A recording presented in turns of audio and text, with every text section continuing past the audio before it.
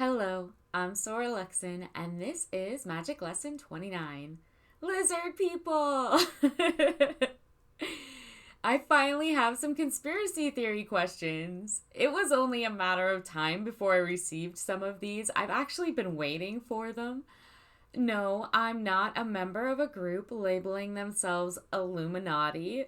I enjoy thinking in my most egoic moments that I am at least partially enlightened or illuminated, if you would, as an individual, but it usually doesn't last too long because I tend to trip over my own feet pretty quickly, which has a way of disillusioning a traveler about how perfect they think they are. And that's what we all are, isn't it? To some greater or lesser degree, travelers on the road of life, casting our lantern light this way and that, lucky enough if we can manage to keep the flame alive and strong enough to then pass on to the next person who might have need of it. Now, if you ask me if there are people in high places who have occult wisdom, learned and trained occult abilities, and or occult knowledge, who then will use that occultic power for their own benefit, of course there are. There always have been. There are also many who use all of that same occult energy and insight for the benefit of others. Both of those things have always been true. You'd be silly to assume otherwise. Powerful information is going to get used by powerful people who have that information. Occult knowledge in itself doesn't make a person good or bad, or make them do good or bad things, right? Standing in a garage all day doesn't make you into a car. Free will is in constant operation.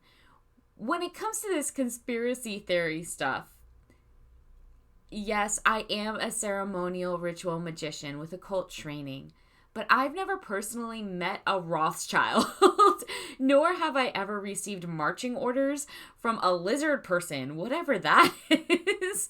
There's a question here about the lizard people. I'm not sure what that is. Although I admit, it sounds like very interesting. It sounds like an interesting proposal. I don't speak lizard, though, because I'm not Harry Potter, right? He talks to snakes, I think. So if whatever that is, whatever a lizard person is, spoke some other language like lizard that I couldn't speak, that could be an issue. I speak a lot of languages. Oui, beaucoup, beaucoup de langues. Demasiados, tal vez. Pues de la media.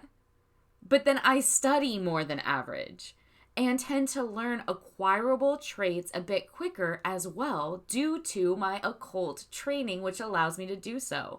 It could allow you to do so as well. You can do this too if you choose to.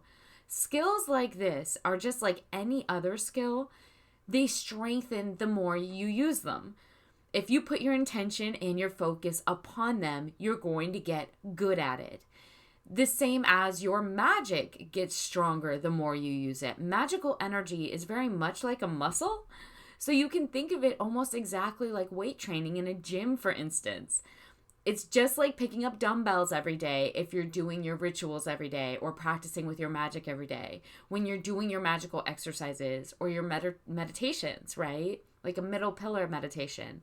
The more you train it, the more you train your magical power, your magical energy, the more you work with it, the stronger it gets, just like a muscle.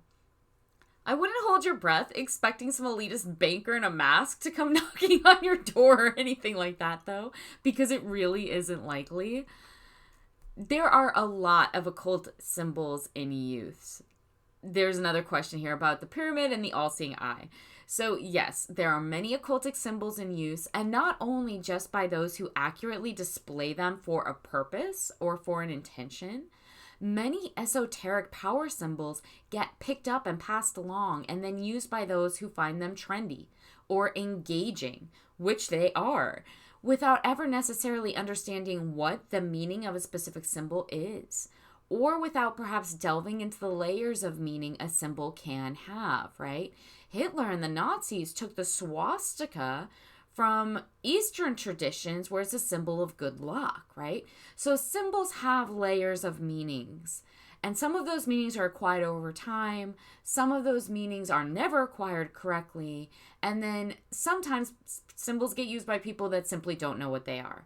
So all of those things are true enough.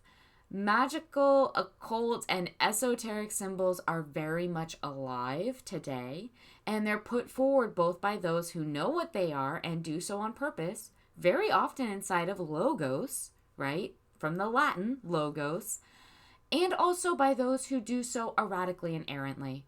Anybody can scrawl a symbol for whatever reason. When it comes to questions about the pyramid specifically and the all-seeing eye, yes, these are powerful occultic symbols.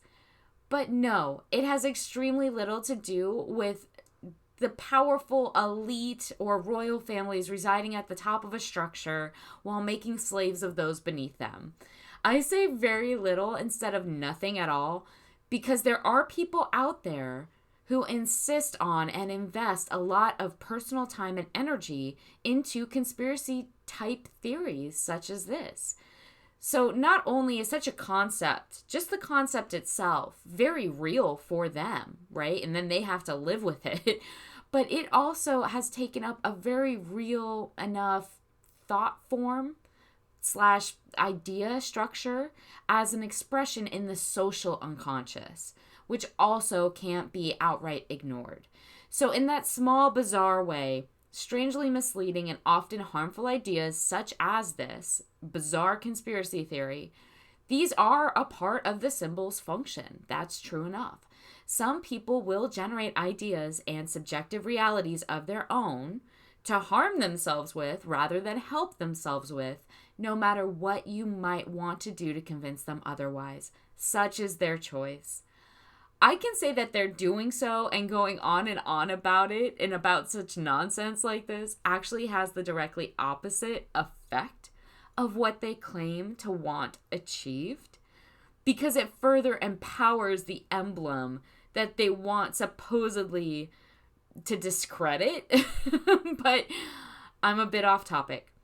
For my own part, to answer these questions, given my experience in working with it, as most occult practitioners do at some point or another, in some way or another, you will come across the pyramid and the symbolism of the all-seeing eye.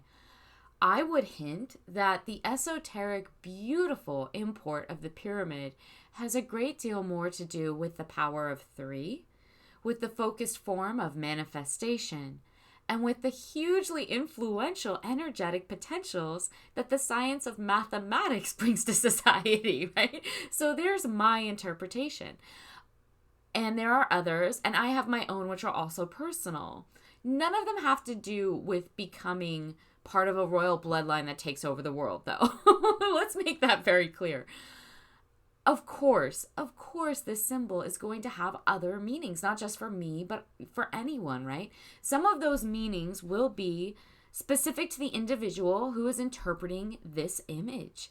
The same can be said of any symbol. I'm sorry if you were hoping for some grand evil scheme for world domination being hidden in plain sight here, and that I was going to come on and answer your email question saying, oh, absolutely, right? No, it isn't. There's no world domination goal hidden in plain sight. It isn't there. There are certainly people in power, both with influential occult training and without it, who seek to control others. And those with occult training are going to be good at doing so, right? There are going to be people who seek to choose where people place their focus, things of that nature.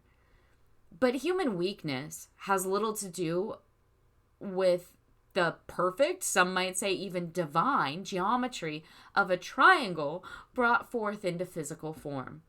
If you want to think about the other stuff, all this conspiracy theory type stuff, I would advise understanding that anyone who's trying to distract you, even by bringing up bizarre theories such as this, which really don't serve any purpose for you in your daily life, they probably have their own reasons for doing so, or for perhaps wanting to create a bias within you.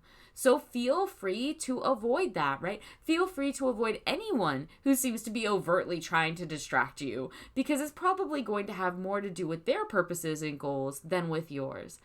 If something is making you focus, or if someone is making you focus on divisive things, things that create separation, things that create polar extremes, either external to yourself or in the way you think, opposing forces that'll consume your time and energy needlessly, thereby only weakening you and keeping you from choosing where you want your focus to go so that you can grow for yourself and do what you need to do for yourself.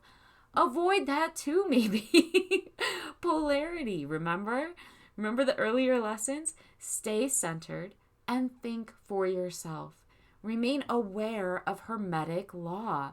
Be that middle pillar. If there is some nefarious superpower out there that's hecka bent on trying to brainwash you with or without using occultic knowledge to do so, then remaining depolarized and balanced so that they can't control how or what you think has to be the best way to fend off that sort of thing, doesn't it? This is common sense. Certainly, it's a better method of dealing with it than dwelling on whether or not a shape can be evil. It's a shape. Whatever good or bad it has resides in its interpretation by you. You give it its power. Until next time.